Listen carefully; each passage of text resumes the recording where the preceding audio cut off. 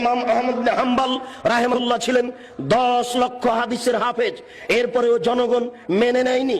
তার পায়ে রশি দিয়ে যেমন কুকুর মারা গেলে রাস্তায় মানুষ টেনে নিয়ে বাইরে ফেলে দিয়ে আসে, ইমাম আহমদ বিন হাম্বল তার যুগে নয়, এখন পর্যন্ত যত মানুষ এসেছে হাদিস শাস্ত্রে সবার চেয়ে বড় পণ্ডিত। এরপরেও জাতি তাকে মেনে নেয়নি, সমাজ তাকে মেনে নেয়নি। তার পায়ে রশি দিয়ে রাস্তায় টানা হতো, তাকে পিটানো হতো। ইমাম আহমদ বিন হাম্বলের মতো মানুষ জাতির কাছে সম্মান পেলেন না। আমরা জাতির কাছে সম্মান পাই বুঝতে পারি না। বুঝতে হবে আমাদের প্রচারের ত্রুটি রয়েছে।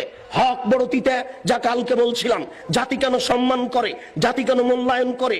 কেউ তো ইট মারে না, ঢেল মারে না, পাটকেল মারে না, সম্মান সহকারে খেতে দেয়।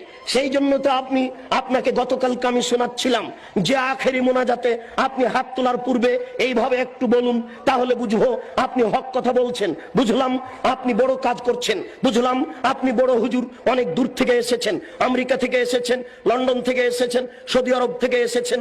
আপনি টুঙ্গির আখেরি মোনাজাতে অংশগ্রহণ করবেন, 1 ঘন্টা আপনি মোনাজাতে থাকবেন।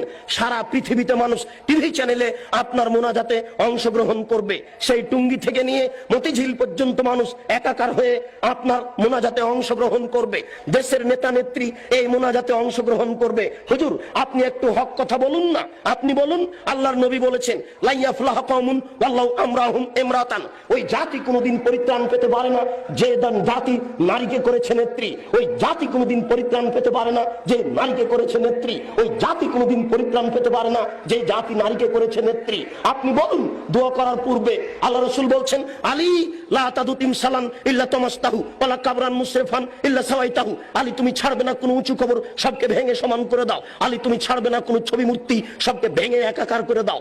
আপনি এই বক্তব্য দেওয়ার পরে এবার হাত তুলে দোয়া করুন, দেখা যাবে কত নেতা নেত্রী আপনার দোয়াতে অংশগ্রহণ করে, কত জনগণ আপনার দোয়াতে অংশগ্রহণ করে। আপনি হাত তুলে দোয়া করার পূর্বে বলুন আল্লাহর নবী বলেছেন মান সাদ্দা ফুরজাতান বানাল্লাহু লাহু বাইতান ফিল জান্নাহ। আল্লাহর নবী বলেছেন সালাত আদায় করার সময়তে দুইজনের মাঝে যেই ফাঁকা রয়েছে এই ফাঁকা বন্ধ করে যে আল্লাহ তার জন্য জান্নাতে ঘর নির্মাণ করেন। আপনি বলুন একটু, এরপরে আপনি হাত তুলে দোয়া শুরু করবেন। বাইতুল মুকাররম হচ্ছে বাংলাদেশের জাতীয় মসজিদ। বাংলাদেশের যারা বড় আলেম তারাই সেখানে খুতবা দেওয়ার অধিকার রাখে। বাংলাদেশের 3 কোটি আহলে হাদিসের আমির হচ্ছেন মুহতারাম আমিরে জামাত ডক্টর আসাদুল্লাহ গালিব, 5 ভাষার সমমানের পণ্ডিত। কই আজ পর্যন্ত আমরা দেখলাম না যে বাইতুল মুকাররমে তিনি খুতবা দিতে পারছেন। কোথায় হক রয়েছে? কে হকের কথা বলবে? আপনি একটু দোয়া করার পূর্বে বলুন দেশবাসী শোনো, যারা বাইতুল মুকাররমের ইমাম তারাও শুনে রাখুন। আল্লাহর নবী বলেছেন মান সাদ্দা ফুরজাতান বানাল্লাহু লাহু বাইতান ফিল জান্নাহ।